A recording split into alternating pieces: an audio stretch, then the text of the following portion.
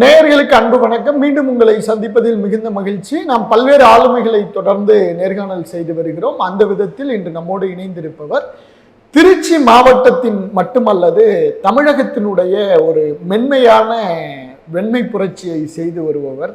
300 லிட்டரில் தொடங்கி இன்றைக்கு 2.5 லட்சம் லிட்டர் ஒரு நாளைக்கு உற்பத்தி செய்கின்ற வேதா பால் நிறுவனத்தினுடைய தலைவர், எங்கள் பெருமைக்குரிய தமிழ் நிலத்தின் நாங்கள் சொல்கிற வெண்மை புரட்சியாளர் திரு ரமேஷ் அவர்கள் நம்மோடு இணைந்திருக்கிறார். வாருங்கள் நேர்களே, சாட்ட பேசலாம். வணக்கம் சார். வணக்கம் சார். வணக்கம். வணக்கம் சார்.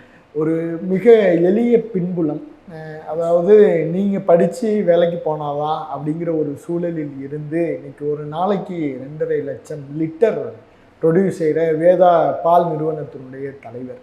உங்களுடைய தொடக்க காலம் அதை பற்றி எங்கள் நேயர்களுக்காக சொல்லுங்கள் சார். தொடக்க காலம் அப்படிங்கிறது, நான் பிறந்தது வளர்ந்தது எல்லாமே ஒரு கிராமம் தான். அதனால இயற்கையோடு சேர்ந்து வாழ்ந்தது. எங்கள் ஊரில் எங்கள் வீட்லேயும் கறவை மாடு அதெல்லாம் பராமரிக்கிற இதெல்லாம் சிறு வயதுலேருந்தே நம்ம பண்ணிகிட்டு இருந்தோம். அப்பா வந்து கண்டக்டராக இருந்ததுனால நான் படித்தது எல்லாமே பஞ்சாயத்து யூனியன் ஸ்கூல் 8th வரைக்கும். 9th 10th பக்கத்தில் கவர்மெண்ட் ஹையர் செகண்டரி ஸ்கூல் அதில் படித்தோம். காலேஜ் நேரு மெமோரியல் காலேஜ்னு சொல்லிட்டு எங்கள் வில்லேஜ்லேருந்து ஒரு 10 கிலோமீட்டர், அது சைக்கிளில் போயிட்டு படித்தோம்.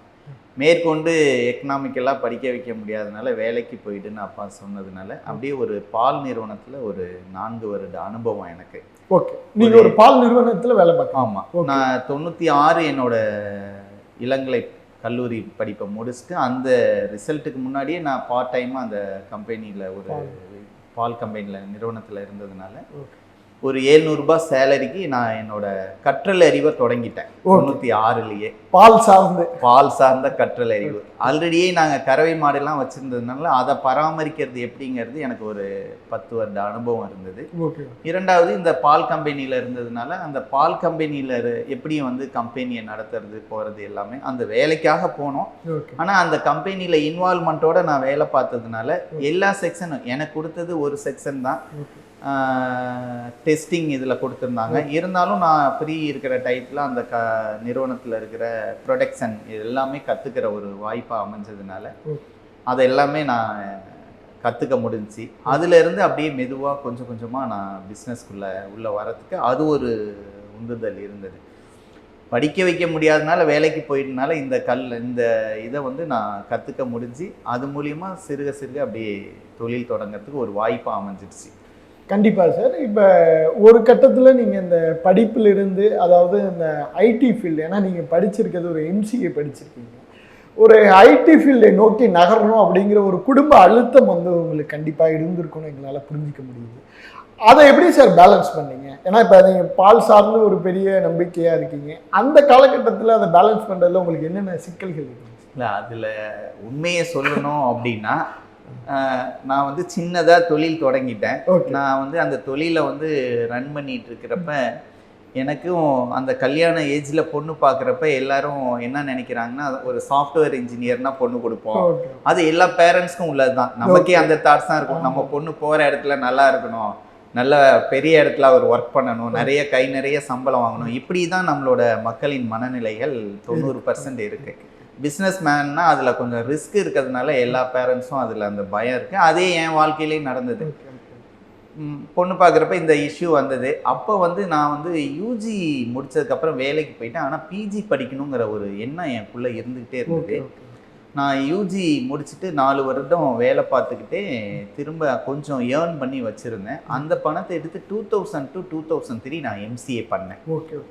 அந்த எம்சிஏ பண்ணி, ஆனாலும் நான் பிஸ்னஸ் பண்ணிக்கிட்டே எம்சிஏ பண்ணேன். எனக்கு 8 to 2 காலேஜ். ஆனால் நான் ஈவினிங் போய் திரும்ப அந்த மில்க் பிஸ்னஸில் அந்த பார்ட் டைம் ஒர்க்கு பண்ணிக்கிட்டே இருந்தேன் கண்டினியூவாக. ஆனால் நான் அந்த 2000 to 2003 எம்சிஏ படிச்சிருந்தது என் வாழ்க்கையில் படிப்பு எப்போயா இருந்தாலும் நமக்கு உதவி செய்யுங்கிற மாதிரி. பெண் பார்க்குறப்ப அந்த இது வந்து நான் ஒரு சாஃப்ட்வேர் இன்ஜினியராக தான் இருந்தால் பெண் கொடுக்கறதுக்கு எல்லாரும் முன் வராங்க அப்படின்னு சொல்லிட்டு எனக்கு 31 வயசு ஆயிடுச்சு. 27 வயசில் ஆரம்பித்த பெண் பார்க்குற அந்த இது 30 வயசு வரைக்கும் எனக்கு வந்து அமையலை. காரணம் என்னன்னா, நான் பிஸ்னஸ் பண்ணுறது சின்ன லெவலில் அப்போ அந்த பிஸ்னஸ் இருந்ததுனால உடனே நான் இன்டர்வியூ அட்டென்ட் பண்ணி ஆரக்கல் கார்பரேஷனில் பெங்களூரில் எனக்கு சேலரிக்கு வேலை கிடைச்சிச்சு. 3 மாதத்தில் கல்யாணமும் ஆயிடுச்சு. இதனால் நான் ஐடி இதுலேயும் உள்ளே போயிட்டு, ஆனாலும் என்னோட பிஸ்னஸை நான் விடவே இல்லை. நான் வந்து எல்லா வெள்ளிக்கிழமை நைட்டும் ஞாயிற்றுக்கிழமை நைட்டும் ட்ரெயினில் தான் ஒரு 2.5 ஆண்டுகள் நான் வந்து இன்ஜினியராக இருந்தேன், சாஃப்ட்வேர் இன்ஜினியராக. இந்த 2.5 ஆண்டுகளும் பார்த்தீங்கன்னா நான் வந்து பிஸ்னஸை விடவே இல்லை. எல்லா சனி ஞாயிறும் வில்லேஜ் வந்துடுவேன். கறவை மாடு வளர்க்குறவங்கள போய் நான் பார்ப்பேன். அவங்கள்ட்டேருந்து பாலை கொள்முதல் பண்ணுவேன். அதை மற்ற நிறுவனங்களுக்கு வந்து பால் பேக்கெட் பண்ணுற நிறுவனங்களுக்கு நான் வந்து ஒரு 30 பைசா இன்சென்டிவ் பேசிஸில் அவங்களுக்கு நான் தொடர்ந்து அந்த பாலை கொடுத்துக்கிட்டே இருந்தேன். சார், எனக்கு இப்போ ஒரு கேள்வி எழுது. ஏன்னா இப்போ நீங்கள் ஒரு ஐடியில் வேலை பார்க்குறீங்க, ஒரு நல்ல ஒரு லக்ஸுரியான ஒரு வாழ்க்கையை நோக்கி நகர்றதுக்கான ஒரு சூழல். ஏன் சார் திரும்ப இந்த பாலை நோக்கி வரணுங்கிற அந்த உந்துதல் உங்களுக்கு இருந்துக்கிட்டே இருந்துச்சு? எனக்கு வந்து அந்த இயற்கையோட சார்ந்த வாழ்க்கை வந்து ரொம்ப பிடிச்சிருந்தது. இன்றைக்குமே நான் காலையில் பார்த்தீங்கன்னா வந்து ஒரு 4:30க்கு எந்திரிச்சிட்டு என்னோடய ஃபார்ம் ஹவுஸ் 2 ஏக்கர் நான் இன்றைக்கி அதில் பயிரிட்டுருக்கேன். வாழை, தென்னை, அது இல்லாமல் அங்கே 300 பேத்துக்கு வந்து நான் வந்து ஃப்ரீயாக சாப்பாடு, மதிய உணவு, இரவு உணவுலாம் கொடுத்துட்ருக்கோம். அதுக்கு நான் இன்னமும் அங்கே போய் பயிரிட்டுட்டு இன்னமும் அந்த வேலையை நான் கண்டினியூ பண்ணுறேன். எனக்கு அதில் இருந்த ஆர்வமும், இரண்டாவதாக அந்த பிஸ்னஸ் செய்யணுங்கிற வந்து ஒரு தூண்டுதல் வந்து நம்மளை சுற்றி இருக்கிறவங்கள பார்த்து தான் நம்ம மனநிலைகள், எண்ணங்கள் வந்து மாறும். நான் ஒரு கம்பெனி நிறுவனத்தில் இருந்தப்போ அந்த கம்பெனி நிறுவனத்தில் இருந்த எம்டி, அந்த டைரக்டர், அவங்கள எல்லாத்தையுமே பார்த்து எப்படி ஒரு பிஸ்னஸ் மேனுக்கு அவங்களுக்கு கிடைக்கிற மரியாதை, அவங்களுக்கு மக்கள்கிட்ட இருந்து கிடைக்கிற மரியாதைகள், அவங்களால என்ன செய்ய முடியுது, எதெல்லாம் அவங்களால சாதிக்க முடியுது. ஏன்னா ஒரு பிஸ்னஸ் மேனால் மட்டும்தான் சமூக சிந்தனை, சமூக பார்வை வந்து கொடுக்க முடியுது. சாதாரணமாக நம்ம ஒரு கம்பெனியில் வேலைக்கு இருந்தோன்னா நம்ம நல்லா இருப்போம், நம்ம குடும்பம் நல்லா இருக்கும். அதுக்கு தான் நம்ம சம்பாதிக்கவே முடியும். அதை மீறி நீங்கள் வேறு எதுவும் வெளி மக்களுக்கு செய்ய முடியும் அப்படிங்கிறது இல்லை. இதை எதனால் சொல்கிறேன்னா, அந்த சமூக சிந்தனை, சமூக பார்வை வந்து ஒரு பிஸ்னஸ்னால் மட்டும்தான் வந்து பண்ண முடியும். இன்றைக்கி நாங்கள் பார்த்தீங்கன்னா ஒரு 68 குழந்தைங்களுக்கு வந்து கடந்த 6 வருடமாக 2 நேரமும் அந்த குழந்தைங்களுக்கு நாங்கள் தான் மில்க்கு, உடல் ஊனமுற்ற குழந்தைகள், சிறப்பு குழந்தைகள்னு நம்ம சொல்கிறோம்ல, அந்த குழந்தைங்களுக்கு நாங்கள் கொடுத்துட்ருக்கோம். அது இல்லாமல் டெய்லி வந்து ஒரு 15 கிலோ காய்கறி அவங்களுக்கு அனுப்பிட்டுருக்கோம். தொட்டில் குழந்தைகள், திருச்சி மாவட்டத்தில் தொட்டில் குழந்தைங்களுக்கு ஒரு 19 குழந்தைங்க இருக்காங்க. அவங்களுக்கும் 2 நேரம் நாங்கள் வந்து அந்த பால் கொடுத்துட்ருக்கோம். நான் படித்த ஸ்கூலில் ஆங்கிலவாதியார் வந்து பகுதி நேர ஆசிரியர் போட்டு நான் பாடம் சொல்லி கொடுத்துட்ருக்கேன். இதுமாரி நிறைய நாங்கள் பண்ணி கொடுத்துட்ருக்கோம். இதெல்லாம் எப்படி முடியும்னா ஒரு பிஸ்னஸ் மேனால் மட்டும்தான் முடியுங்கிறது எல்லாமே என்னால் தெரிஞ்சிக்க முடிஞ்சது. அதனால் நம்மளும் நிறைய பேர்த்துக்கு நாம் மட்டும் வளரக்கூடாது, நம்மளை சுற்றி இருக்கிறவங்களும் நம்ம வந்து வளர்க்கணும்.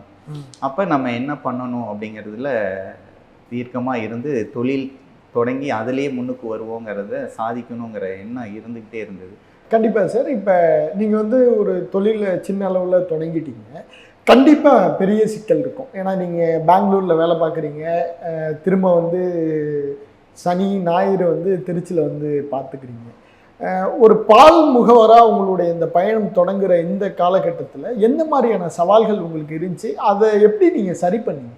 இல்லை, எடுத்தோடனே எந்த தொழில் தொடங்கணுன்னாலும் நமக்கு வந்து பணம் ஒரு பெரிய முதலீடு வேணும். அந்த பணம் இல்லாமல் தொடங்குவதுங்கிறது ஒரு சிரமம் இருக்கும். அதையும் மீறி நம்ம வந்து தொடங்கணும். அதுக்கான உங்களுக்கு, ஏன்னா நீங்களே ஒரு எளிய பின்புலத்திலேருந்து வரீங்க, அதுக்கான ஃபர்ஸ்ட் அந்த சீட் அமௌண்ட்டை எப்படி சார்? அது வந்து நான் அதுதான் சிந்திச்சு செயல்பட்டோம். எப்படி பண்ணோம் அப்படின்னா, நான் வில்லேஜில் வந்து ஒரு 3 பால்காரவங்களை வச்சு கறவை மாட்டிலேருந்து பால் கறந்து எடுக்கிறப்ப அவங்களுக்கு எல்லாருமே பால்காரவங்க அட்வான்ஸ் கொடுத்து வச்சுருப்பாங்க. நாங்கள் என்ன பண்ணோம், நம்மள்ட்ட பெரிய லெவலில் பணம் இல்லாததுனால அவங்க எல்லாமே வந்து வங்கி மூலியமாக கறவை மாட்டு கடன் வாங்கி கொடுக்கறத நான் முன்னெடுத்தேன். இன்னைக்கு ஆல்மோஸ்ட் நாங்கள் வந்து இது வரைக்கும் ஒரு 18,000 பேத்துக்கு கறவை மாட்டு கடன் நான் வாங்கி கொடுத்துருக்கேன். கறவை மாட்டு கடன் வங்கியில இருந்து வாங்கி ட்ரைபார்ட்டிகேட்டட் அக்ரிமெண்ட், நாங்கள் பேங்கு, ஃபார்மர் 3 பேரும் சேர்ந்து அக்ரிமெண்ட் பண்ணி அவங்களுக்கு இது வரைக்கும் ஒரு 18,000 பேத்துக்கு கறவை மாட்டு கடன். இப்படி தான் என்னோட இது. பணமே இல்லாமல் அவங்கள கூட்டிகிட்டு போய் பேங்க்ல அவங்களுக்கு லோன் வாங்கி கொடுத்து அவங்கள்ட்ட இருந்து பாலை நான் கறந்து எடுத்துக்கிட்டு பேங்குக்கு பணத்தை நாங்கள் அனுப்பிச்சிடுவோம். அவங்க கறவை மாட்டு கடனுக்கு உண்டான வரவு வச்சுக்கிட்டு, இப்போ ஒரு 2,000 ரூபாய் அவங்களுக்கு மில்க் பணம் போகுது அப்படின்னா ஒரு 1,000 ரூபாய் வரவு வச்சுக்கிட்டு 1,000 ரூபாய் ஃபார்மருக்கு அவர் கொடுத்துருவார். அப்போ முதலே இல்லாமல் பேங்க் மூலியமா கடன் வாங்கி கொடுத்து அந்த தொழிலை வந்து நான் கொஞ்சம் அப்படியே ஸ்டார்ட் பண்ணி கொண்டு வந்தேன். Okay okay. ஒரு கட்டத்தில் எனக்கு வந்து ஒரு 20 பைசா 30 பைசா இன்சென்டிவ்ல தான் அந்த பாலை நான் சப்ளை பண்ணிட்டு இருந்தேன். Okay okay. இங்கே வந்து தமிழ்நாட்டில் அளவுக்கு அதிகமாக பால் சர்ப்ளஸ் பீரியடில் என்கிட்ட பால் எடுத்த கம்பெனி அவங்க கொஞ்சம் அளவை குறைச்சாங்க. எனக்கு கொஞ்சம் போதும், கொஞ்சம் கம்மி பண்ணிக்கிங்க, எங்களுக்கே பால் அளவுக்கு அதிகமாக இருக்குன்னு சொல்கிறப்ப தான் நான் அடுத்த ஸ்டேஜுக்கு நாங்கள் மூவ் பண்ணுறோம். ஓகே. அடுத்த ஸ்டேஜ் எப்படி அப்படின்னா, நான் இந்த பால் அடுத்த ஸ்டேட்டுக்கு கொண்டு போய் கொடுக்கலாம். இங்கே நமக்கு சர்ப்ளஸ் இருக்கப்ப பக்கத்து மாநிலத்தில் வந்து அவங்களுக்கு டிமாண்ட் இருக்கு, அப்போ நம்ம சில் பண்ணி எடுத்துகிட்டு போகணும் அப்படின்னு சொல்லிட்டு ஒரு முடிவுக்கு வந்தோம். அந்த சில் பண்ணி எடுக்கிறதுக்கு நமக்கு சில்லிங் பிளான்ட் வேணும். அப்போ திரும்ப எகைன் நான் வங்கி மேலாளர்கிட்ட போகிறப்ப அவர் வந்து நான் இந்த கறவை மாட்டு கடனெல்லாம் கட்டுறதை பார்த்துட்டு, சரி உங்களுக்கு நாங்கள் பண்ணித்தரோம், நானும் சொல்லிட்டேன் பெருசாக கொலட்ரல் இல்லை சார், நீங்கள் தான் பண்ணி கொடுக்கணும்னு. அவர் வந்து சிஜிடிஎம்எஸ் ஸ்கீம்னு ஒன்று நம்ம கவர்மெண்ட்டில் ஸ்கீம் வச்சுருக்காங்க. அந்த ஸ்கீமில் 2003 2004 வந்து அந்த ஸ்கீமில் வந்து 1 crore வந்து வித்தவுட் கேரண்டி வித்தவுட் கொலட்ரல்ல ஒரு தனி நபருக்கு கொடுக்கணுங்கிற ரூல் இருந்தது. அப்ப யாரும் வெளியில அதை பெருசா சொல்றது இல்ல, எல்லாரும் வந்து வாங்கிட்டு கட்டாம போயிட்டா அது பிரச்சனைகள் இருக்கு அப்படின்னு சொல்லிட்டு. ஆனா எங்களோட வங்கியில நாங்க கறவை மாட்டு கடன் வாங்கி ரீபேமெண்ட்டை பார்த்துட்டு அந்த வங்கி மேலால முத எனக்கு ஒரு 20 lakhs வந்து எனக்கு அந்த ஒரு சில்லிங் பிளான்ட்டுக்கு கொடுத்தாரு. இதுதான் 2006 6 to 7 அந்த ஃபினான்சியல் இயர் கொடுத்தாரு. அதுதான் முத நாங்கள் வந்து எஸ்ஆர் மில்க் ட்ரேடிங் அப்படின்னு சொல்லிட்டு ஃபர்ஸ்ட் எஸ்ஆர் மில்க் ட்ரேடிங்னு. ஏன்னா என்னோட பிரதரையும் நான் இதில் உள்ள கொண்டு வந்தேன். நான் வேலைக்கு போனதுனால என்னோட பிரதரும் சின்ன தொழில் செஞ்சிட்டு இருந்தாங்க, நம்ம 2 பேரும் சேர்ந்து செய்வோம் அப்படின்னு சொல்லிட்டு. அவர் பேர் சுரேஷ், என் பேர் ரமேஷ். அதனால சுரேஷ் ரமேஷ்னால எஸ்ஆர் மில்க் ட்ரேடிங் அப்படின்னு முத ட்ரேடிங் பிஸ்னஸை நாங்கள் வந்து ஒரு 20 லட்ச ரூபா எந்த கொலட்ரலும் இல்லாமல் கேரண்டி சைனும் இல்லாமல் முத வங்கியிலேருந்து வாங்கி இப்படி தான் அந்த ஃபினான்சியலை வந்து நான் ஹேண்டில் பண்ணேன் சார். Okay okay. அப்போ கரெக்டாக அந்த ரீபேமெண்ட் இருந்ததுனால ஃபினான்சியல் வைஸ் எனக்கு சப்போர்ட் வந்ததுனால என்டர் ஆயிட்டோம். கேரளாவுக்கு பால் கொடுக்க ஆரம்பிச்சிட்டோம். சப்ளையும் ரொம்ப நல்லா போனுச்சு. அவங்க அடுத்தடுத்து வந்து மில்க் குவாலிட்டி நல்லா இருக்கு ரொம்பவே. ஏன்னா எங்க ஏரியா எல்லாமே நீங்க துறையூர் அந்த நியர்பை எல்லாமே பச்சைமலை கொல்லிமலை அடிவாரம். அதனால மில்க் ரொம்பவே மாடு இயற்கையா மேய்ஞ்சிட்டு வர்றதுனால மில்கோட டேஸ்ட் ரொம்ப நல்லா இருக்கும். நம்ம படிச்சுட்டு வந்ததுனால இந்த பால் தொழிலை வந்து தரமாக செய்யணும், பாலுனாலே எல்லாரும் தண்ணி கலந்து விற்றுருவாங்க, கலப்படம் பண்ணிடுவாங்கங்கிற ஒரு இது மைண்ட் செட் இருக்கும். ஆனால் நாங்கள் தெளிவாக வந்து அந்த பாலை வந்து தரம் தான் தாரக மந்திரம்னு சொல்லிட்டு அதை வந்து நாங்கள் சப்ளை பண்ணதுனால அடுத்தடுத்து எங்களுக்கு கேரளா, ஆந்திரா, கர்நாடகா இந்த மாரி எல்லா ஏரியாவிலேருந்து எங்களுக்கு ஆர்டர் வர ஆரம்பிச்சிச்சு. நாங்களும் அடுத்தடுத்து பிளான்டு என் பேரில் ஒரு பிளான்டு, அண்ணா பேரில் ஒன்று, அண்ணி பேரில் ஒன்று, நாங்கள் இப்போ எல்லாருமே டைரக்டராக இருக்கோம். அவங்கவுங்க பேரில் சிஜிடிஎம்எஸ் ஸ்கீமில் அப்போ நாங்கள் வந்து ஆரம்பத்தில் ஸ்டார்ட் பண்ணி ஒவ்வொரு பிளான்டாக ஸ்டார்ட் பண்ணி கிட்டத்தட்ட ஆல்மோஸ்ட் நாங்கள் வந்து ஒரு 10 வருடத்துக்குள்ளே ஒரு 1 லட்சம் லிட்டரை வந்து நாங்கள் ரீச் பண்ணோம். 2015 1 லட்சம் லிட்டர் நாங்கள் வந்து கொண்டு வந்துட்டோம். நானும் 2010 என்னோட வேலையை விட்டுட்டு முழு நேர இதுவா வந்துட்டேன். Okay okay okay okay sir. இந்த வேதா அதுக்கான பேர் காரணம் என்ன சார்? இல்லை வேதா அப்படின்னு ஆக்சுவலாக நான் வந்து ஒவ்வொருத்தர் பேரில் பிளான்ட்டு இது பண்ணுறப்ப என்னோட கோ பிரதரும் வந்து அவங்க வேதம்னு ரியல் எஸ்டேட்லாம் பண்ணிட்டு இருந்தாங்க சின்ன லெவலில். அந்த வில்லேஜில் அந்த ஊரில் போய் நான் ஆரம்பிக்கிறப்ப வேதம் டைரின்னு அந்த நேம் நல்லா இருந்தது. அதனால அவர்கிட்ட சொல்லிட்டு அவர் அந்த நேம்லேயே நான் வேதம் டைரின்னு ஆரம்பிச்சிட்டேன். ஆக்சுவலாக வேதம் தான் என்னோட பிராண்ட் நேம் நாங்கள் வச்சுருந்தோம், வேதம் அப்படின்னு தான் வச்சோம். அதில் சில பேர் ஆல்ரெடி ரிஜிஸ்ட்ரேஷன் பண்ணியிருந்ததா அவங்க சொல்லியிருந்ததுனால அதுக்கப்புறம் அதை நாங்கள் வேதம் மில்க் ப்ராடக்ட் அப்படின்னு கம்பெனி நேம் வச்சுட்டு பிராண்ட் நேமை நாங்கள் வேதாவாக மாற்றிட்டோம். வேதாங்கிறது ஒரு நல்ல வைப்ரேஷன் உள்ள எல்லா ரிலீஜன்லேயும் வந்து வேதங்கள் இருக்குது, குரான் அந்த மாதிரி எல்லாமே இருக்குது, நம்ம இதுலேயும் வேதங்கள் இருக்குது. அது காமன் ரிலீஜியன் நேம்னால எங்களுக்கு ரொம்பவே சக்ஸஸ்ஃபுல்லாக அமைஞ்சிருச்சு வேதம்.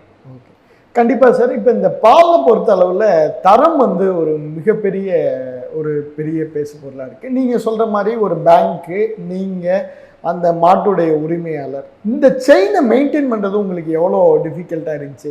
ஏன்னா இன்றைக்கி அரசே திணற ஒரு விஷயம். ஏன்னா அவங்கள்ட்ட பால் கொள்முதல் வாங்குறப்ப அதுக்கான மெட்ரிக்ஸ் கரெக்டாக இருக்கிறது, அதுக்கான தரத்தை உறுதி பண்ணுறது, அந்த எந்த இடத்துல வேதா வந்து எல்லாத்துலேருந்தும் வித்தியாசமா இருக்கு சார்? கரெக்ட். நாங்கள் வந்து என்ன நடந்துச்சுன்னா, இந்த ஃபார்மரோடையே போய் போய் போய் நாங்கள் பழக ஆரம்பித்தோம். ஒவ்வொரு வில்லேஜாக போகிறது, ஃபார்மரோட பேசுறது, அவங்கள வந்து கறவை மாட்டு கடன் வாங்கி கொடுக்கறதுக்கு. ஆனால் ஆக்சுவலாக அந்த வில்லேஜில் இருக்கிற ஆல்ரெடி இருக்கிற பழைய பால் ஓனர் எல்லாருமே வீட்டில் கொண்டு போய் பணம் கொடுத்துட்ருப்பாங்க. நாங்கள் பேங்குக்கு கொண்டு போய் பணம் போடுவோம். அப்போ இந்த பிரச்சனைகள்லாம் எங்களுக்கு வந்து பாலை இங்கே கறந்து எடுத்துகிட்டு பணத்தை பேங்கில் போட்டு எங்களை பேங்குக்கு அலைய விட்றீங்கன்னுலாம் சொன்னாங்க. நான் அப்போ அவங்கள்ட்ட சொன்னேன், இல்லைங்க, நீங்கள் வந்து பேங்கோட வரவு செலவு ஆரம்பிச்சிங்கன்னா நாளைக்கு வந்து எல்லா விதத்துலேயும் உங்களுக்கு நாங்கள் சப்போர்ட் பண்ண முடியும். உங்கள் பசங்க படிக்கிறதுக்கு எஜுகேஷன் லோன் வாங்கி தர முடியும். நீங்கள் நாளைக்கு வீடு கட்டணும்னு நினச்சிங்கன்னா ஹவுசிங் லோன் வாங்கி தர முடியும்.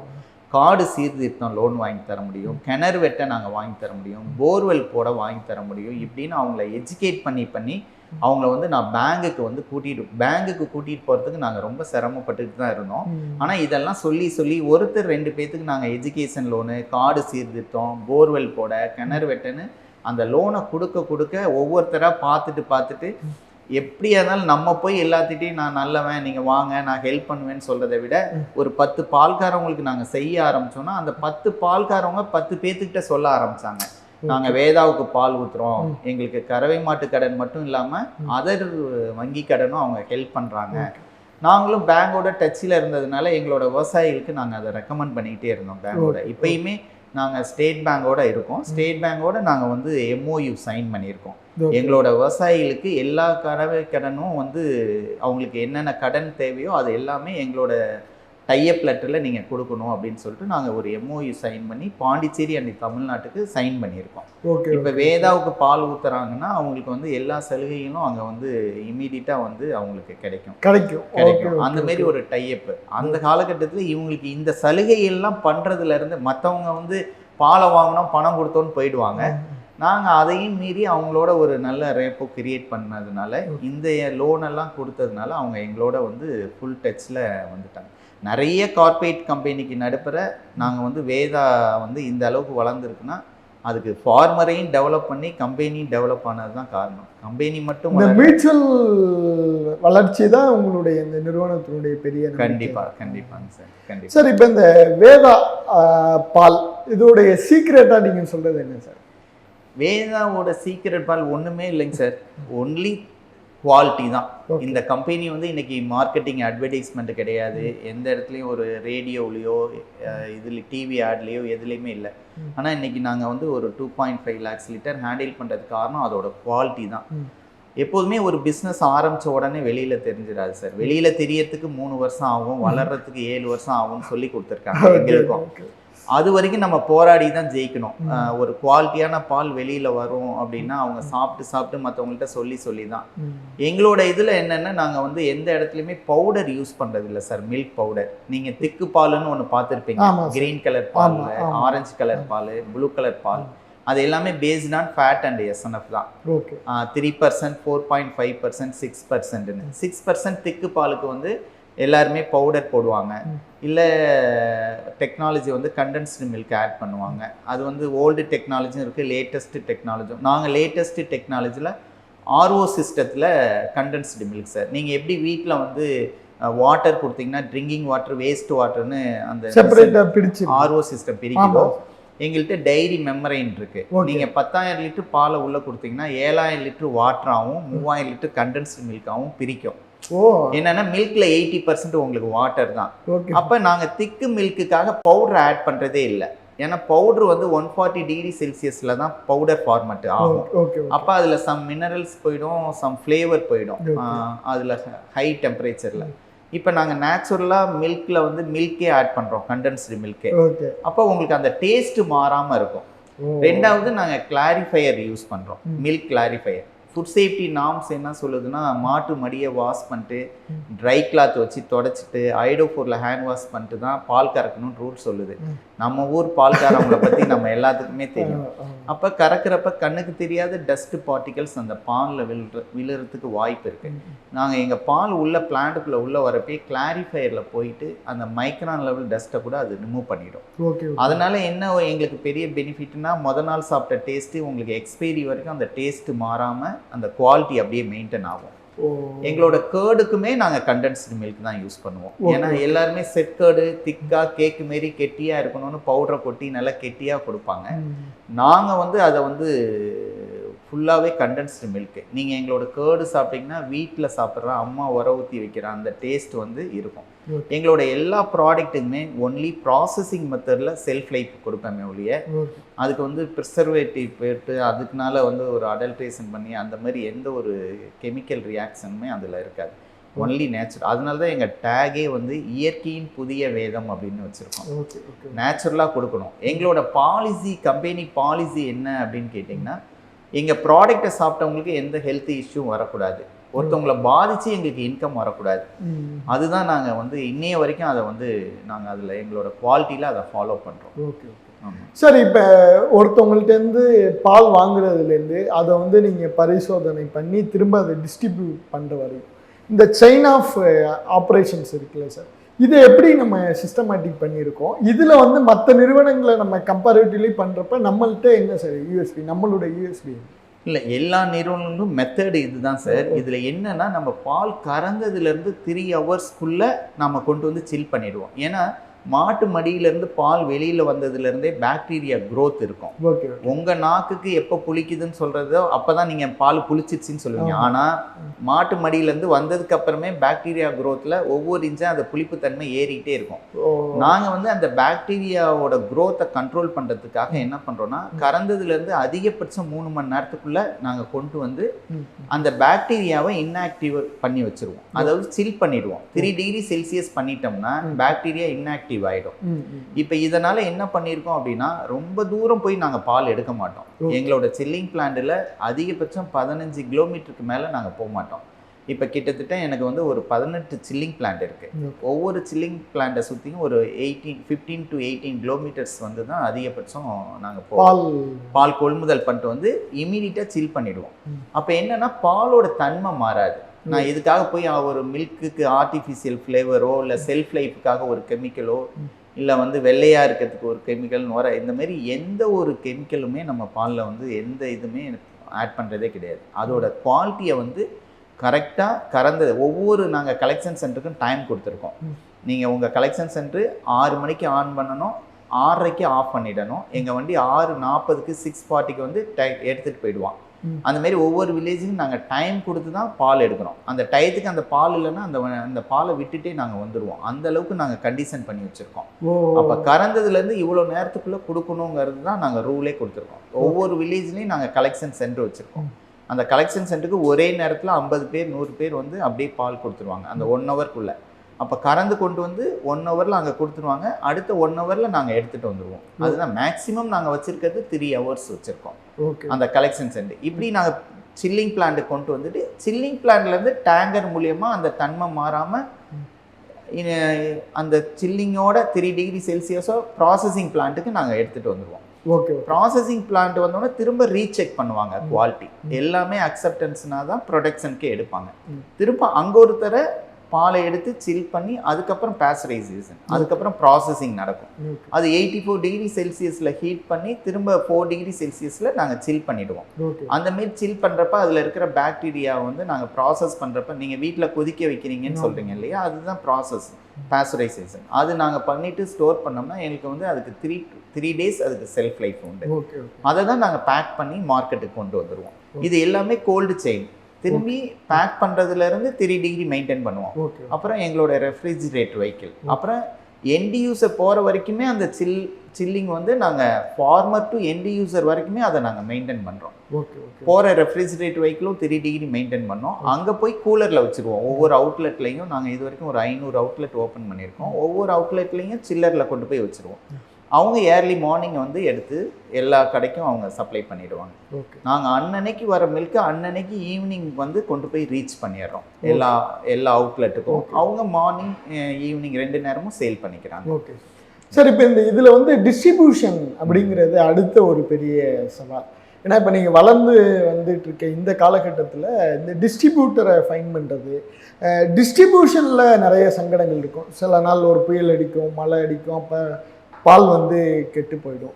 இதை எப்படி சார் நீங்கள் கரெக்டாக மெயின்டைன் பண்ணுறீங்க? ஏன்னா இப்போ நிறைய இடத்துல பார்க்க முடியுது, என் வீட்டுக்கு எய்த்தாப்லேயே டெய்லி காலையில் எது திறக்குதோ இல்லையோ நம்மளுடைய டிஸ்ட்ரிபியூஷன் சென்டர் கரெக்டாக திறந்துருவாங்க. இதை எப்படி சார் நீங்கள் ஒரு ஸ்ட்ரக்சர்டாக வச்சுருக்கீங்க?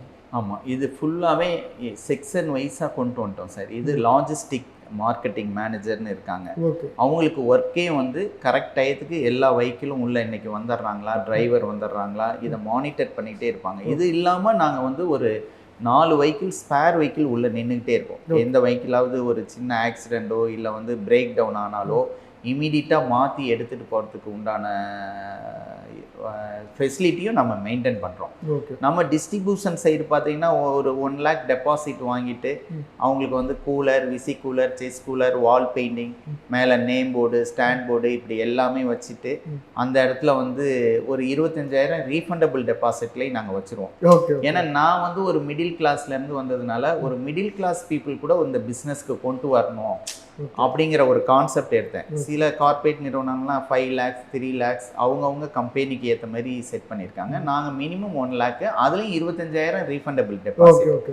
நாங்கள் என்ன பண்ணுறோன்னா அந்த இடத்துல வந்து மில்கை வச்சுட்டு அந்த ஏரியாவில் ஒரு 500 வீடு எடுத்து அவங்களுக்கு எல்லாமே நோட்டீஸ் கொடுத்து, பால் வாங்கினா தயிர் ஃப்ரீ, தயிர் வாங்கினா பால் ஃப்ரீ, பன்னீர் வாங்கினா பால்கோவா, நெய் வாங்கினீங்கன்னா பட்ரு ஃப்ரீ, இட்லி மாவு வாங்கினீங்கன்னா தொக்கு ஃப்ரீ, இப்படி எல்லாமே 1 week ஆஃபர் போட்டுருவோம். ஏன்னா நம்ம மீடியாக்குள்ளே இல்லை, ஆனால் நம்மளது சாப்பிட்டாங்கன்னா அவங்க கண்டிப்பாக வந்து டேஸ்ட்டுக்கு வந்து வாங்கிடுவாங்கங்கிற எங்களுக்கு அந்த கான்ஃபிடென்ட் அதிகம் ப்ராடக்ட் மேலே. அதனால ப்ராடக்ட்டுக்கு ஒரு செல்ஃப் டிசிப்ளின் நாங்கள் வச்சுருக்கோம். என் ப்ராடக்ட்னா இப்படி தான் இருக்கும், இப்படி தான் இருக்கணும் அப்படிங்கிறது நாங்கள் நிறைய ஃபேஸ் பண்ணோம் அதில் பிரச்சனைகளை. ஏன்னா ஹோட்டல், ரெஸ்டாரண்ட்டு, இந்தமாரி கமர்ஷியல் இடத்துக்கெல்லாம் போகிறப்ப எங்களுக்கு நிறைய பிரச்சனைகள் இருந்தது. என்னென்னா அவங்கள பொறுத்த வரைக்கும் 1 லிட்டரில் 4 லிட்டர் தண்ணி ஊற்ற முடியுமா, திக்காக கெட்டியாக கொலன்னு கொடுக்க முடியுமாங்கிற மாதிரி இருந்தது. ஆனால் நாங்கள் அந்த கான்செப்டை விட எங்களுக்கு வந்து நேச்சுரலாக, ஏன்னா ஒரு கன்சியூம் பண்ணுறப்ப அவர் என்ன திங்க் பண்ணுறாருன்னா, இந்த ப்ராடக்ட் எனக்கு ஹெல்த் இஷ்யூ வரக்கூடாது, நான் சாப்பிட்ற ப்ராடக்ட் எனக்கு வந்து சத்தானதாக இருக்கணும், எந்த கெமிக்கல் ரியாக்டும் பண்ணிடக்கூடாது அப்படிங்கிற மனநிலையில் தான் அதை சாப்பிட்றாங்க. அப்போ கன்சியூமரை பொறுத்த வரைக்கும் ரியலாக கேட்குறாங்க, இயற்கை அந்த தன்மை மாறாமல் நேச்சுரல் மில்காக வேணும்னு திங்க் பண்ணுறாங்க. அதனால நான் அதை நோக்கி மூவ் பண்ணணும். அப்போ எந்த ஒரு ப்ராடக்ட் சாப்பிட்டாலும் அவங்களுக்கு எந்த இஷ்யூ வந்துடக்கூடாதுன்னு நான் கன்சியூமர் மார்க்கெட்டை நோக்கி மூவ் பண்ணேன். அதனால நான் ஒரு இடத்துல டிஸ்ட்ரிபியூஷன் அவுட்லெட் போட்டுட்டு அந்த அவுட்லெட்டை சுற்றி இந்தமாரி ஆஃபர் போட்டு அவங்கள சாப்பிட வைக்கிறேன். அப்போ அவங்க வாங்கி சாப்பிட்றப்ப அந்த மனம், சுவை, அந்த நேச்சுரல் வந்து அவங்க ஃபீல் பண்ணுறாங்க. இப்போ எங்களோட நெய் எடுத்துக்கிட்டிங்கன்னா மாடு இன்டேக்கு பச்சை புல் சாப்பிட்றப்ப ஒரு டேஸ்ட் இருக்கும், இதே எங்க மாடு வந்து வரத்தீனி சாப்பிட்றப்ப ஒரு டேஸ்ட் இருக்கும். அப்ப என்னோட நெய்ல வந்து ஸ்லைட்லி அந்த டிஃப்ரென்ஸ் இருக்கும். அந்த பீரியடு, இந்த சர்ப்ளஸ் பீரியட்ல என்னோட கீ வந்து ஒரு டேஸ்ட் இருக்கும். அதே மாதிரி வரத்தீனி ஃபுட்டு சாப்பிட்றப்போ ஒரு டேஸ்ட் வரும். நான் வந்து ஸ்டாண்டர்டே பண்றதில்லை, நேச்சுரலா என்ன வருதோ அதை அப்படியே கொடுத்துருவேன். என்கிட்ட சில பேர் கேட்டிருக்காங்க, நான் கொஞ்சம் டிஃப்ரென்ஸ் வருமா உங்க நெய்யில, நான் அந்த மாதிரி கண்டுபிடிச்சிருக்கேன்னு. ஆமாம் சார், அது நேச்சுரலாக இருக்கும். நீங்கள் சூடாக சாதத்தில் ஒரு டீஸ்பூன் என்னது எடுத்து போட்டு சாப்பிட்டீங்கன்னா அதோட உண்மைத்தன்மை தெரியும். அதோட அதில் என்ன மனம் இருக்குமோ அந்த மனம் ஆர்டிஃபிஷியலாக எக்ஸ்ட்ரானரியாக மூடியை திறந்தால் குப்புன்னு இந்த ரூம் ஃபுல்லாக நெய் வாசம் வர மாதிரி என்னோட நெய்யில் எதுவுமே இருக்காது. அந்த மாதிரி இருக்கிறதா நெய்யின்னு நம்ம மக்கள் நினச்சிக்கிறாங்க. உண்மை அது இல்லை அப்படிங்கிறத நம்ம தெளிவுபடுத்தி அந்தமாரி அப்போ இந்த எண்ட் யூசர் வரைக்குமே நாங்கள் வந்து அந்த கூலிங் பாயிண்ட்டையும் கொண்டு போகிறோம். அவங்களுக்கு என்னெல்லாம் தேவையோ டிஸ்ட்ரிபியூஷன் ஓப்பன் பண்ணி அவங்களுக்கு அந்த ஆர்டர் பிளேஸ் பண்ணுறது, ஆஃபர் கொடுக்கறது, சாம்பிள் கொடுக்கறது, இது எல்லாமே கம்பெனி கேர் எடுத்துக்கும். எங்கள்கிட்ட மார்க்கெட்டிங் டீம் இருக்காங்க, அவங்களுக்கு வந்து அதை ஒர்க் பண்ணி கொடுக்குறாங்க. கம்பெனி மட்டும் வளர்ந்தால் வளர்ச்சி கிடையாது. இந்த சைடு வந்து ஃபார்மரும் டெவலப் ஆகணும், இந்த சைடு டிஸ்ட்ரிபியூட்டரும் டெவலப் ஆகணும், எல்லாரும் சேர்ந்து வளர்றது தான் வளர்ச்சி அப்படின்னு சொல்லிட்டு ஒரு மிடில் கிளாஸ்லேருந்து வந்ததுனால நானும் ஒரு மிடில் கிளாஸ் பீப்புள் இந்த பிஸ்னஸ்க்கு கொண்டு வரணும் அப்படின்னு சொல்லிட்டு தான் இந்த பிஸ்னஸில் வந்து நம்ம கொண்டு வரோம் சார். கண்டிப்பாக சார். இப்போ நிறைவாக சார், நம்மளுடைய வேதா மில்க் இதில் வந்து என்னென்ன ப்ராடக்ட்லாம் நம்ம பண்ணுறோம், வேதாவினுடைய அடுத்த இலக்கு என்ன? ஆமாம், இப்போ நான் வந்து 2.5 lakhs லிட்டர் ஃபில் பண்ணிட்டோம் சார். ஒரு யூனிட் முடிஞ்சு இப்போ யூனிட் 2 வந்து நாங்கள் ரெடி பண்ணிகிட்ருக்கோம். உளுந்தூர்பேட்டையில் வந்து யூனிட் 2, அது above 4 lakhs litre capacity plant. எங்கள்கிட்ட வந்து பால் சார்ந்த வகையான எல்லா ப்ராடக்ட்டுமே, அதாவது ghee, butter, paneer, fresh cream, plain khoa, sweet khoa, curd, அதுலேயே cup curd, buttermilk, idli batter, தொக்கு, ரசகுல்லா, குலோப்ஜாம். இப்போ இந்த உளுந்தூர்பேட்டை பிளான்ட்டில் வந்து பவுடர் பிளான்ட்டும் உள்ளே வந்திருக்கு சார். பவுடர் பிளான்ட் ஒரு நாளைக்கு 2.5 lakhs லிட்டர் என்னால் வந்து பவுடர் பண்ண முடியும். அது எக்ஸ்போர்ட்டுக்காக பிளான் பண்ணியிருக்கிறோம். இது இல்லாமல் ஃப்ளேவர்டு மில்க்கு, பெட் பாட்டிலில் வந்து ஃப்ளேவர்டு மில்க்கு. இப்போ அந்த யூனிட்டில் வந்து இன் ஃபியூச்சர் வந்து நாங்கள் சீஸு, எகெயின் ஐஸ்கிரீம், எகெயின் வந்து ஹோல் மில்க் பவுடர், இந்த மாதிரி மற்ற ப்ராடக்ட்டுக்கும் அதில் டெட்ரா பேக் பிளான்ட்டு இதுக்குமே வாய்ப்பு இருக்குங்க சார். எங்களோட எய்ம் வந்து ஒரு 2030 ஒரு 3000 அவுட்லெட் நம்ம வந்து ஓப்பன் பண்ணணும். குட்டி குட்டியாக சின்ன அவுட்லெட் வந்து 1 lakh டெபாசிட்டில் வந்து லோ மிடில் கிளாஸ் பீப்புளை கூட நம்ம பிஸ்னஸ்க்கு கொண்டு வரணும். ரெண்டாவது வந்து நம்மளும் வந்து ஒரு 1000 crore கிராஸ் பண்ணணும். இப்போ ஆல்மோஸ்ட் 500 crore டேர்ன் ஓவர் ஆகிட்டுருக்கு. இது ஒரு 1000 கோடியை நோக்கி ஒரு 3 இயர்ஸ்க்குள்ளேயே 1000 கோடியை நோக்கி போயிடுவோம். ஒரு 3000 அவுட்லெட், ஒரு 15 லட்சம் லிட்டர் நம்ம வந்து தொட்டு பார்க்கணும். கண்டிப்பாக அதுக்கு உண்டான இதை வந்து ஃபார்மர் வந்து இப்போ 25,000 பேர் இருக்காங்க, கலெக்ஷன் ஏஜென்ட் வந்து ஒரு 3000 பேர் இருக்காங்க. இப்போ அந்த யூனிட் நான் ஓப்பன் பண்ணேன்னா இன்னொரு 30 to 35,000 ஃபார்மர் உள்ளே வருவாங்க, இன்னொரு 4,000 கலெக்ஷன் ஏஜென்ட் வருவாங்க. அங்கே இப்போ எம்ப்ளாயி பார்த்தீங்கன்னா ஒரு 1000 பேர் இருக்காங்க. இப்போ அந்த பிளான்ட் ஓப்பன் பண்ணோம்னா அங்கே ஒரு 1000 to 2000 மெம்பர்ஸ் எம்ப்ளாயிமெண்ட் வருவாங்க. இதுமாரி அடுத்தடுத்த லெவல் வந்து நம்ம பிளான்ட்டை வந்து கொண்டு போகணும் அப்படிங்கிறது, வெற்றி பெறணும், அதாவது சம்பாதிக்கணும் அப்படிங்கிறத விட இது இந்த தொழிலில் வந்து வெற்றி பெறணுங்கிறதுல வந்து ஆர்வம் அதிகமாக. கண்டிப்பாக சார். சார் இப்போ உங்களுக்கும் நம்ம ரைஸ் அமைப்பிற்குமான ஒரு உறவு அப்படிங்கிறது அந்த ஓமன் மாநாட்டிலேருந்து தொடங்கிச்சு. இந்த ரைஸ் அமைப்பு உங்களுக்கான அந்த அனுபவத்தை சொல்லுங்கள் சார். ஆமாம், எல்லா இடத்துலையுமே பார்த்தீங்கன்னா நமக்கு வந்து பீப்புள் கனெக்டிங்கிறது ரொம்ப ரொம்ப இம்பார்ட்டன்ட். ஒரு பிஸ்னஸில் வந்து நான் புரிஞ்சுக்கிட்ட வகையில் வந்து நெட்வொர்த்து அப்படின்னாலே பீப்புள் கனெக்டிங் தான் ரொம்ப இம்பார்ட்டன்ட். நமக்கு எவ்வளோ பேர்த்த தெரியும், எவ்வளோ பேர்த்தோட நம்ம வந்து தொழிலில் வந்து முன்னுக்கு வர முடியும் அப்படிங்கிறத வந்து கனெக்ட் பண்ணணும். அந்த அமைப்பு வந்து நான் எதிர்பார்க்கவே இல்லை. ஏதோ சொன்னாங்க ரைட்டு அப்படிங்கிற மாதிரி, ஏதோ சும்மா டவுட்டோட தான் வந்தீங்க. ஆமாம், டவுட்டோட வந்தேன், ஏதோ கூப்பிட்றாங்க சரி போவோம் அப்படின்னு. ஆனால் ரியலி நான் வந்து அங்கே அனுபவிச்சதை வந்து சொல்ல வார்த்தை இல்லை. ஏன்னா அந்த ஓமனில் 7 UAEலேருந்தும் எல்லாருமே வந்திருந்தாங்க. இப்போ அதை பேஸ் பண்ணி எனக்கு அன்னைக்கு வந்துட்டு அவங்களோட கை குலுக்கி அவங்களோட பேசிட்டு வந்ததுக்கு அப்புறமே எனக்கு வந்து இந்த எக்ஸ்போர்ட்டை பற்றி ஒரு நாலேஜ் இல்லாமல் இருந்தது. இங்கே வந்துட்டதுக்கு அப்புறம் எப்படி எக்ஸ்போர்ட்டில் வந்து எல்லாத்தோடையும் கனெக்ட் ஆகிறதுங்கிறதுக்கு மிகப்பெரிய ஒரு உந்துதலை கொடுத்தது ரைஸ் அமைப்பு தான். இப்போ பார்த்தீங்கன்னா துபாய் நான் லான்ச் பண்ணிட்டேன். அதுக்கு முழுக்க முழுக்க ரைஸோட அமைப்பு வந்து ஒரு மிகப்பெரிய காரணம். ஏன்னா அன்னைக்கு துபாயிலேருந்து வந்தவங்க எல்லாருமே ஓமனில் நான் சந்தித்தேன்.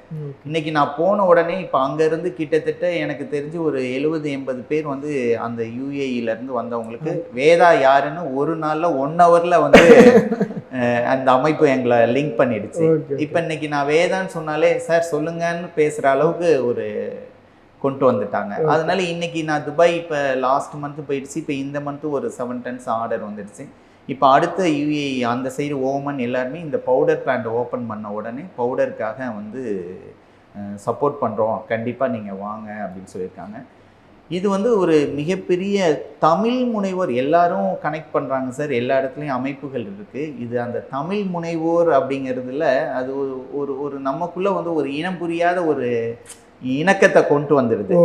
தமிழ் பீப்புள் நம்ம எல்லாருமே தமிழ் சார்ந்தவங்க, நம்ம ஒருத்தருக்கு ஒருத்தர் வந்து ஹெல்ப் பண்ண முடியுது அப்படிங்கிறப்ப இன்னும் வந்து அதில் எனக்கு வந்து அதாவது உடன்பாடு ரொம்ப அதிகமாகிடுச்சு எங்களுக்கு. இப்போ அவங்களோட பேசுகிறப்பயே நமக்கு வந்து நம்மளோட சேர்ந்த ஒரு பார்ட்னர், பிஸ்னஸ் ஓனர், அவங்களும் ஒரு பிஸ்னஸ் ஓனருங்கிற ஒரு பிடிப்போடு நம்மளால் பேச முடியுது. அதுக்கு இந்த ரைஸ் அமைப்பு வந்து மிகப்பெரிய உறுதுணையாக இருந்தது. ஃபாதருக்கு எங்களோட மிகப்பெரிய அவருக்கு வந்து நன்றியை நாங்கள் இந்த தருணத்தில் தெரிவிச்சுக்கிறோம். கண்டிப்பாக மென்மேலும் இந்த அமைப்பு வளரணும், இதோட சேர்ந்து நாங்களும் வளரணுங்கிறத உங்களுக்கு சொல்லிக்க விரும்புகிறோம். கண்டிப்பாக சார். இப்போ வர ஜனவரி 9 to 11 14வது உலக தமிழ் தொழிலதிபர்கள் மாநாடு நடக்க இருக்கிறது. கிட்டத்தட்ட ஒரு 14வது மாநாடு, 40 நாடுகள்ல இருந்து வராங்க. உங்களுடைய எதிர்பார்ப்பு இந்த மாநாட்டில் என்ன சார்? கண்டிப்பாங்க சார். இப்போ எனக்கு ஓமன்ல ஒரு ஸ்டேஜ் கிடைச்ச மாதிரி இப்போ எல்லா உலக தமிழர்கள் மாநாடு நடக்கிறதுனால எனக்கு அடுத்தடுத்த கண்ட்ரியோட வந்து எக்ஸ்போர்ட்டுக்கு நான் இப்போ அடுத்த யூனிட் ஓப்பன் பண்ணுறதுனால இது 4 lakhs லிட்டர் கெப்பாசிட்டினால என்னால் எல்லா கண்ட்ரிக்குமே இப்போ நாங்கள் சிங்கப்பூர், மலேசியா, துபாய் பண்ணுறோம். இன்னும் அடுத்து இதுமாரி ஒரு 10 கண்ட்ரியில் வந்து நாங்கள் லான்ச் பண்ணணும் அப்படின்னு இருக்கோம். அதுக்கு இந்த அமைப்பு வந்து நம்மளோட எல்லா கண்ட்ரில இருந்தும் ஒரே இடத்துல நாங்கள் மீட் பண்ண போகிறது. இப்போ நான் செலவு பண்ணிட்டு ஒவ்வொரு கண்ட்ரியாக பறக்கிறதுக்கு எல்லா கண்ட்ரில இருந்தும் வரவங்கள இங்கே நான் மீட் பண்ண போகிறதுங்கிறது ரொம்ப எக்ஸைட்டாக ரொம்ப எதிர்பார்ப்போடு நான் வந்து உட்காந்துருக்கேன். ரைஸ் அமைப்பில் வந்துட்டு அதனால எனக்கு மிகப்பெரிய நன்மைகள் தான் வந்து கண்டிப்பாக நம்புகிறேன். வேதாவனுடைய வளர்ச்சி அப்படிங்கிறது ரைஸ் அமைப்பிற்கான ஒரு பெரிய நம்பிக்கை, ஒரு பெரிய ஒரு தமிழ் நம்பிக்கை தான் வேதா நிறுவனம்.